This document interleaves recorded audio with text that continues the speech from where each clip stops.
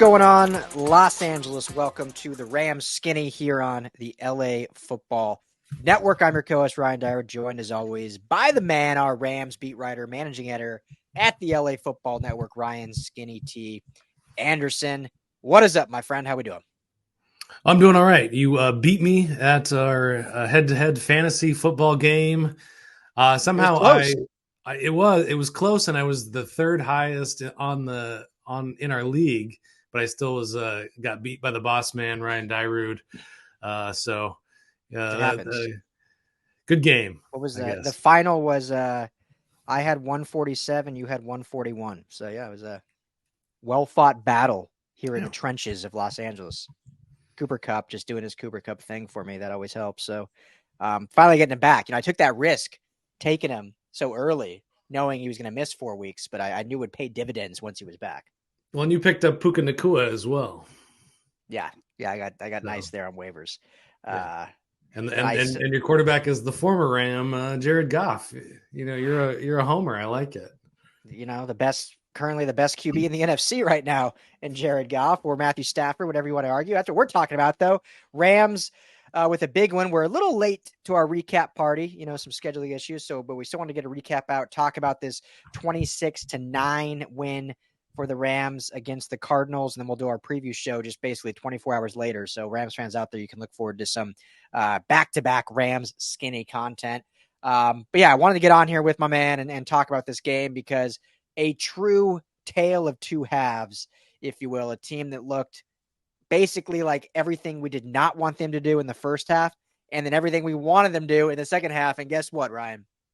It worked and it reaped the benefits. So your just overall initial thoughts of this 26-9 win.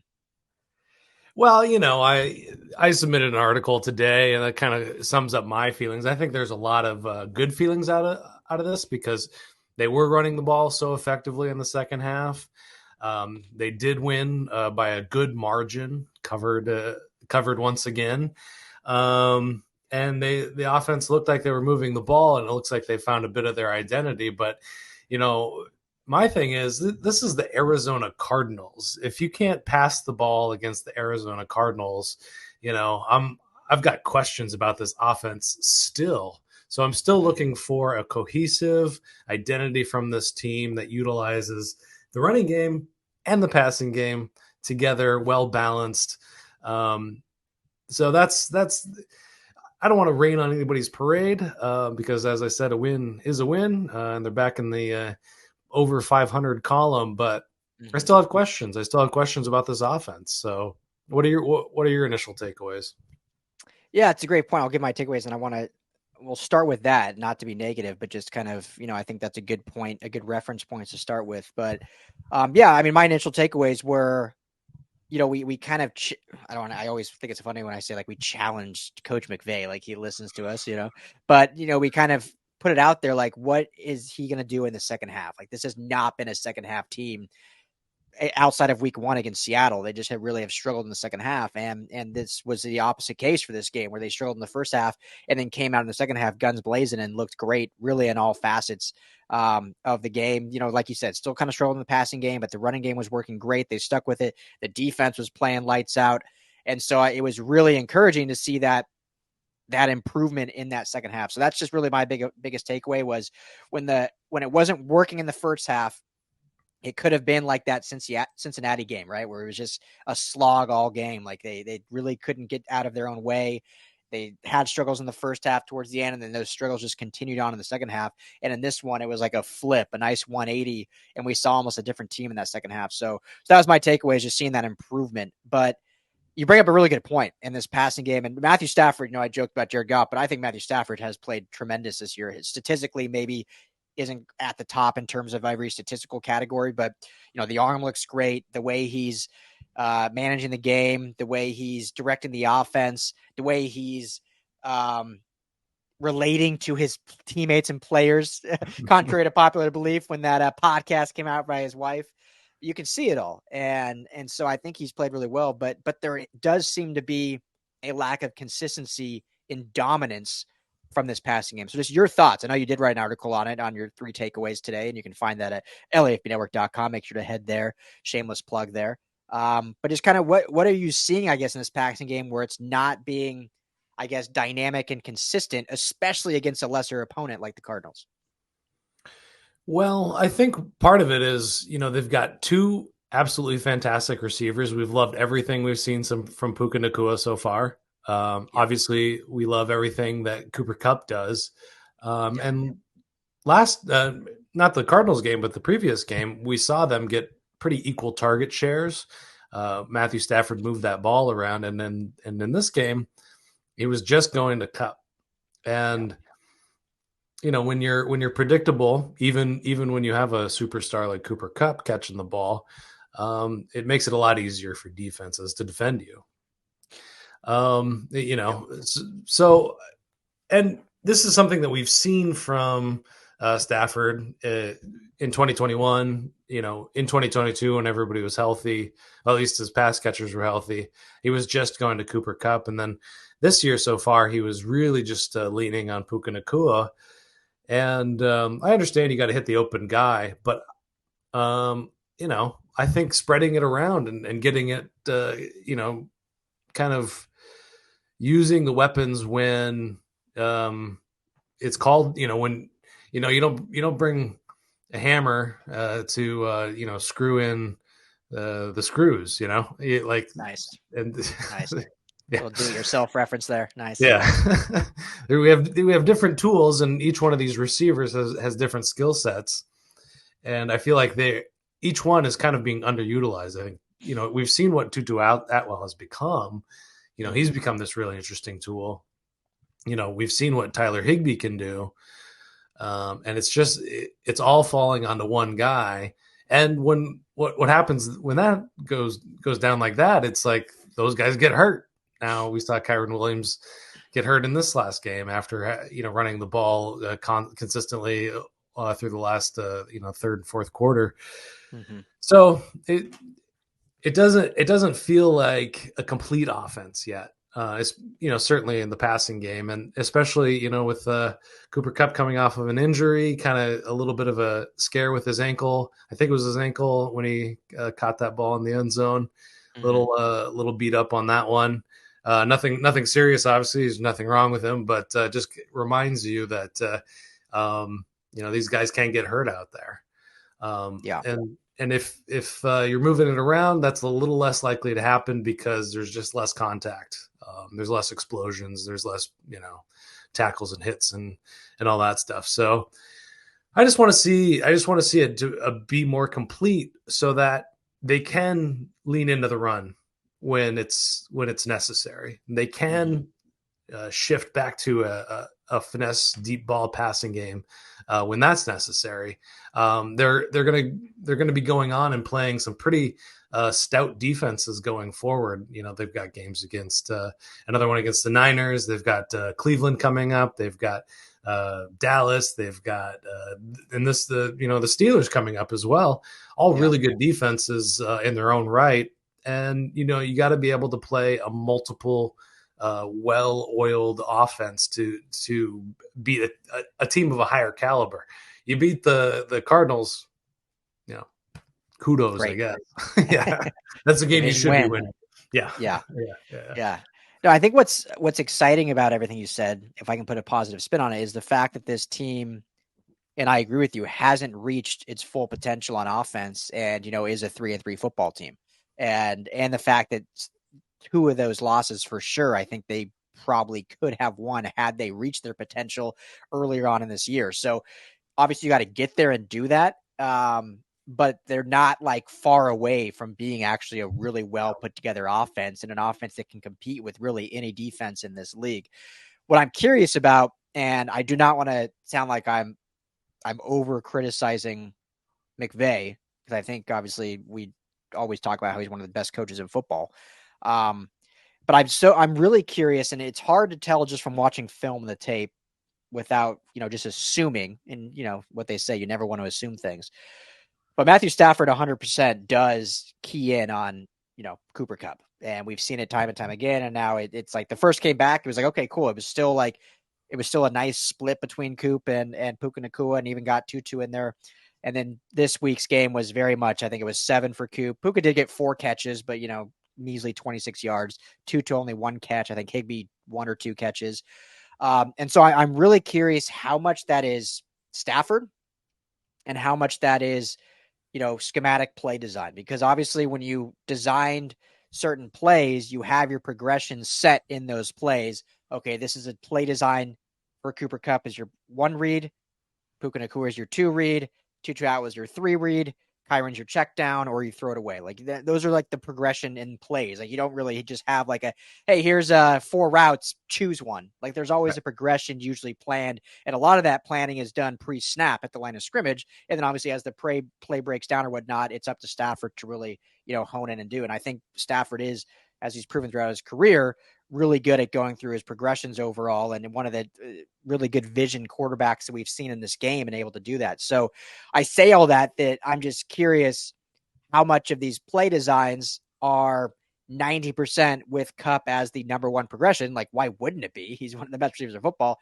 And 85% of the time, that one progression is just open. So why are you going to go off that? So it might be designed that way. And obviously, if it's working, they're okay with that.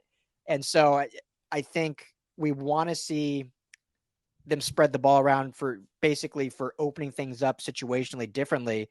And so I think I'm just rambling now about is how much of this McVay maybe needing to change up the schematic progressions in order to get more guys involved, as opposed to it being Stafford just honing in on one guy. Because if that is your first read, it's open, why would you not take it? So I don't know if you have any thoughts on that, or if I'm just sounding like a rambling idiot over here. No, absolutely. I think McVay does kind of lean into, the things that are working, and he goes with the flow of the game. That's kind of how he likes to put it, how he's feeling it. And when one of the receivers has the hot hand, I think that he just keeps peppering it. I mean, in terms of schematically, yeah, we saw. Although I'll say this is. Puka and Cooper, while they play, they're very similar in some ways. They do play different roles on this team. yep. We saw Nacua catching shorter passes that are, kind of that classic slot. And then we see some kind of variations on that for Kupp, where he's just a much more explosive, kind of more down the field kind of play, and on the sidelines now as well. And so just integrate those two and, have faith in Puka that he's going to make the catch in the end zone the next time, or the next time you throw it to him, he's going to make the catch. So those are my thoughts on that. There is a mental block for McVay, it seems like, where he just can't call a complete game this season. He can't get out of his own way for long enough, and in this game anyway, until the second half. And I like to imagine that he and Mike LaFleur were in an office and yelling back and forth at each other. And, Cooper looks into the window and he's got one tear rolling down his cheek, and they close the blinds real quick so he doesn't see the argument between each other. And, and Sean says, if you think you can call a better game, then why don't you call the game, or something dramatic like that happens. And yeah. And that's that shifted everything. I love it. See, it's funny you say that, because I always picture their symbiotic meetings being more like Ted Lasso, where they're just like, the Diamond Dogs in their office, and you have Sean McVay kicking back with his feet, and Mike LaFleur would be, I don't know if he would be Nate, or if he would be, I don't know Coach which Beard. character he would be. Coach Beard, maybe. I don't know, but that's how I picture it. It's more like a Ted Lasso environment, where it's, a lot of just kind of chit chatting and not a lot of schematic X's and O's, because at the end of the day, McVay's just going to call what McVay's going to call. And then there's maybe some other reference point that, and I don't think this is necessarily smart, nor do I necessarily think 100% this is what McVay is doing, but he is a chess master at some capacity.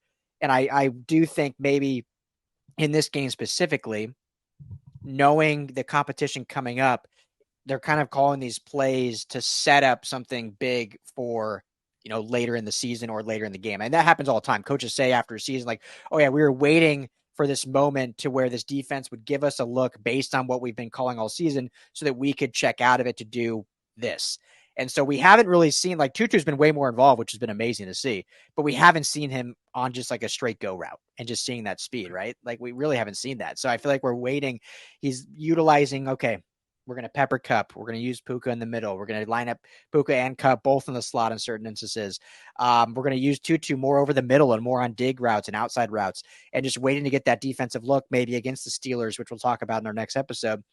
And then maybe they can give that same formation, but it's a checkout where then they have Tutu send, if they only get a one high safety look or something. So maybe just playing chess. And he's like, hey, let's just make teams think we're going to throw it to Cooper Kupp 10 to 15 times a game. So it's going to finally give us the opportunity to unleash one. I don't know. I'm completely open-minded, and I will be. I'll eat my hat when I'm wrong about it, and I'm not really saying anything definitive, but yeah, I want to see all 4 quarters. We saw it, we saw it in Seattle, I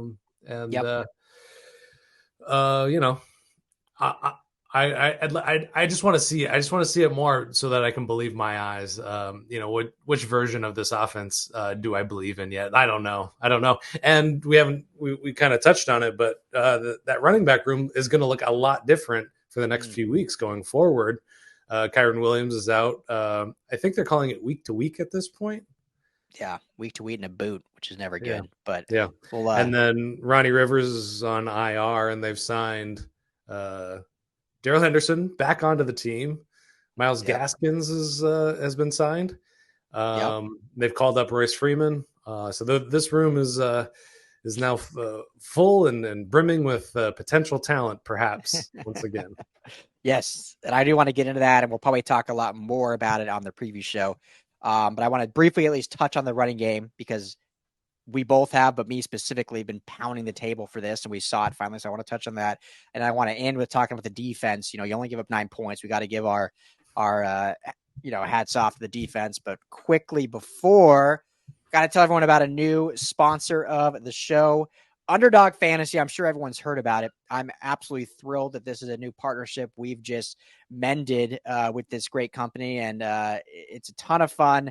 It's similar to, obviously you can do a lot of fantasy stuff. You can do best ball. You can do daily fantasy, but also their pick'em is similar to kind of a parlay system where you pick 2 to 6 different players from different teams, different sports, whatever. You stack them up based on their projection from Underdog, and all you're playing against is that projection, not another team. So go to underdogfantasy.com or download the Underdog Fantasy app. Use our promo code RAMSLAFB. Nice and simple, all one word, RAMSLAFB. They're going to match your deposit up to $100. So you put in $100, you get 100 free bucks to play with. Put in 10 is the minimum. You get 10 free to play with. So Underdog Fantasy, RAMSLAFB. We're all playing it. We'll probably have some articles out there where we have our picks and what we're doing, so you can follow along with that. But tell them the guys at the LA Football Network sent you. So let's hit the running game first. I mean, Kyren Williams, man, of course, gets injured. Unbelievable. But let's just give him his flowers first. 20 carries, 158 yards for 7.9 yard per carry average. 1 touchdown. Maybe they got a few more in there. They slipped a few more in there, but close to heading into the locker room at halftime. 3 total carries for this team. Like I said, they may have slipped a few more in, but it was 3 to 5 in the first half. They end up finishing with 27 plus 1 from Stafford, which I never count, as everyone knows. So didn't quite hit 30, skinny T, but hey, 27, I'll take it. And obviously Kyren Williams absolutely dominated. So your thoughts on this explosive running game that we finally saw in the second half? Yeah, a lot of fun to see. 8 called rushing plays out of the half, just picking up big chunk after big chunk. And that's what you want to see from your offense, is just kind of grinding their way down the field, giving that defense a little bit of time to breathe, and putting in the touchdown at the end. They had nine runs in a row, but one was a scramble, so that's the one that doesn't count. But Yeah, they've switched from the outside zone running game to this gap scheme, and they've with Steve Avila, Kevin Dotson, sorry, and Coleman Shelton, all in the middle, all big guys. Kevin Dotson had a great quote about just wanting to get out there and kind of push people around, and that's what those big guys love doing. You know, it's just a much more straightforward thing, especially with the gap running scheme. Instead of trying to find out who's in your zone, you just open up that gap and hopefully that running back's going to hit it. And Kyren Williams was doing a fantastic job of just getting there. He he had a false start penalty that kind of stalled the drive, so that's not great. But all in all, what a fantastic half from him. And I think I heard that this is the biggest rushing half of McVay's entire head coaching career. And I believe it. Yeah, if it isn't true, that's a surprise. Yeah. So I think that's enough said there. I mean, it's fantastic, and it was just fun to watch because it's really, you haven't seen that from the Rams team, that the rushing game looking like that. We've seen great rush. Todd Gurley was a great rusher and a great running back in his own right. But you look at Kyren Williams, who was a third round pick, as if my memory is serving me correctly. Third or fourth, something like that. Yeah. Day 2, we'll call it. But we were in Vegas. It was a blurry draft for us. So yeah, yeah, it was. But good memories. Yes. But you can do a lot with those running backs that aren't costing a whole bunch of money. I'm already kind of looking forward into this 2024 draft, what they're going to do with their top 100 picks going into next year. And if they're looking at a running back, and if they're able to do this with Kyren Williams, we'll see when he comes back. But they won't have to invest a top 100 pick for a running back, and that's great news. Then they can focus on edge rusher or offensive line or wherever they want to go. Yeah, no, 100%. Yeah, I love it. I mean, obviously sticking with the Dyrud Paragram theorem, or whatever you want to call it, 25 plus carries, and this Rams team is 3-0, undefeated when they run the ball 25 plus times. So obviously it proves correct yet again. So we'll talk about it in the preview show. As long as they run 25 plus times on the Steelers, that means they're winning the football game. I'm going to say it until it gets disproved. But no, it reminds me of that quote from one of the most underrated Will Ferrell movies out there. Have you seen The Other Guys? I have, yeah. Phenomenal movie. Mark Wahlberg, Will Ferrell, and Mark Wahlberg has a quote. I think it's Mark Wahlberg that says this. He's like, "I'm a peacock. You got to just let me fly." And that's what reminds me of these offensive linemen. Like, they don't want to pass pro. They don't want to pass block. They want to maul guys in the running game, especially like you alluded to in this gap scheme that they've now adopted. And when you let these guys just pin their ears back and go hunt guys down in the trenches, opening holes up, that's when they eat. And that's what they want to do. And we saw it in the second half, and it worked to perfection. And it was a beautiful thing to see, a sight to behold. And I just hope it carries over to the next one. And Sean McVay sticks with this and doesn't get pass happy against the Steelers, especially if, let's say 10 carries into the game, they get, a 2.3 yard per carry average, and he gets scared and gets away from it. I hope it doesn't happen. Let the big dogs eat, let the peacocks fly, and create some holes as they did in the second half. So beautiful to see. Super bummed Kyren Williams is hurt, but not going on IR as is announced today, as he's day to day or week to week. Ronnie Rivers, unfortunately, is going on IR. They signed, as you alluded to, Darrell Henderson to the practice squad. They signed Myles Gaskin and brought up Royce Freeman. Obviously, Zach Evans, the rookie, we'll get to see some of him as well. So we'll talk all about those backs in the preview show, but I just wanted to at least give this rushing game, the offensive line, Kyren Williams and Sean McVay play calling a lot of kudos because he let those peacocks fly. It was a beautiful thing to behold. So, Skinny T, before we wrap up, we got to talk defense. I know it's the Cardinals. I know it's Joshua Dobbs. I know there's not a lot of talent on offense, as we talked about last week going into this game.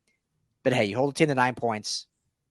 you got to get some credit. And I think you look at this defense, they get better and better every week for the most part. They're disciplined. I think that's what's so exciting. It's a young group, but they play disciplined football. Only got home with 2 sacks, but 27 pressures, according to PFF, 16 hurries. Byron Young had a great game, according to PFF at least, with his highest grade of the team, 87.3, did have 5 total tackles with that 1 sack. And so it's just a unit that I think continues to impress, that is so young. And Raheem Morris, this is Raheem Morris's year where he's going to be a head coach. Seeing what he's done with this defense, granted, we're 6 weeks in, still a lot of football to play. But what he's done with this group that is so young and inexperienced, and seeing how well this defense overall is played, that every week they've given this team a chance to win. And I thought this team could win 9 games this year. But I thought in order to do that, the offense was going to have to average 30-plus points. I thought they were going to be shootouts, and the offense was going to have to be lights out. And that was the only way they were going to get to that 9-win total potentially. Well, it's been almost the opposite. The defense has given this team a chance to win they have every single week. And I just think it's impressive what Raheem Morris has done. You look at Aubrey Pleasant, who's back, and obviously what he's done with his young secondary. Guys like Akhello Witherspoon who's come over and really bought into this culture and become a leader. Jordan Fuller back to full health and playing like he did 2 years ago. And obviously the great Aaron Donald and Ernest Jones has been great in that middle. So I know I just talked for a while, but your thoughts on the defense and just how well they played against, a lesser opponent, but still, you get up 9 points. I mean, that's a great defensive output. Yeah, a truly great performance. I'm continually impressed by the secondary. A lot of youth back there, a lot of inexperience back there, but they really, just crank down, and they're able to, create, pass rush, forced passes, coverage sacks. They're doing a fantastic job back there, and so a lot of credit to them. And then I love seeing Aaron Donald just go off on a team, and he really did that to the Cardinals. And that's just a lot of fun. We don't get to see it because he's triple team, double team constantly. You see the violence that guy can bring, that game record kind of mentality that he obviously still has. He's always been that kind of guy, and it's just fun when it can manifest in a way that he's getting into the pocket and wreaking havoc for Josh Dobbs. It was one of my keys to the game was containing Josh Dobbs, not allowing him to pick up too many first downs, and they contained him 47 yards. He was the team's leading rusher, but they mitigated that kind of damage because sometimes those edges can let those quarterbacks out. So yeah, I think I was actually gonna ask, like, what are Raheem Morris's chances of becoming a head coach after this season? Is it a lock? And after seeing if other teams can notice what he's done with the resources that he's had on offense this year, that's got to be a beautiful resume to put out there for a head coaching job. Yeah, and just Aaron Donald, 7 total pressures, 5 hurries, just another masterclass by the great Aaron Donald. But look, I know this is the Rams show, but I've been more bullish on Brandon Staley than obviously most. And obviously, he's struggling this year and tough loss on Monday night. And, it hasn't really been a great head coach so far. But I bring that up because if he's able to get a head coaching job after 1 year as a dominant coordinator, Raheem Morris absolutely should be a head coach next year. And you look at what Brandon Staley was able to do, and he was great. That Rams defense was dominant in 2020 with him. And now there's a lot of people, which I don't necessarily agree with, but a lot of people saying, well, was that just a product of having, the great Aaron Donald, having Jalen Ramsey, having, a lot of these star pieces at every level on this Rams defense.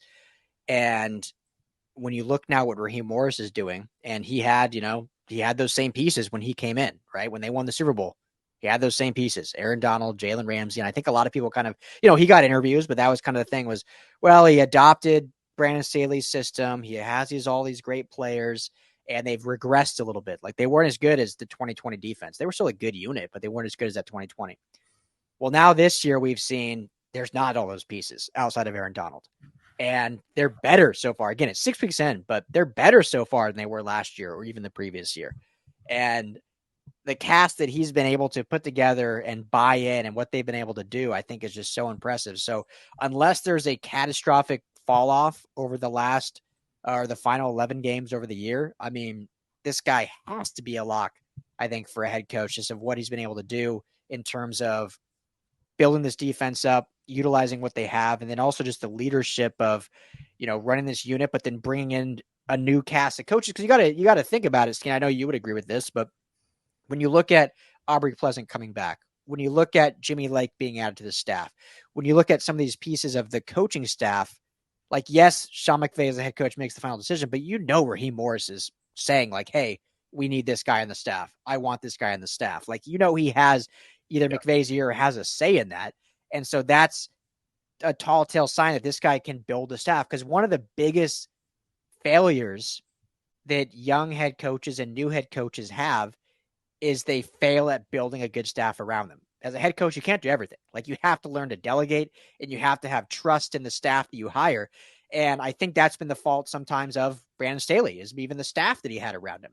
You look at other young coaches, what they've failed at maybe wasn't because they were necessarily a bad head coach, but their just staff around them wasn't good enough to elevate them as a head coach. And so I think Raheem Morris, being the fact that he was a head coach already of a little bit, he's been in the league a while, he's coached both offense and defense, and now seeing what staff he's helped put together and groom on the defensive side, I mean, he's checking all the boxes. So it would, to me, the fact that there's still Rams fans that don't like this guy and think he's a bad defensive coordinator is shocking to me.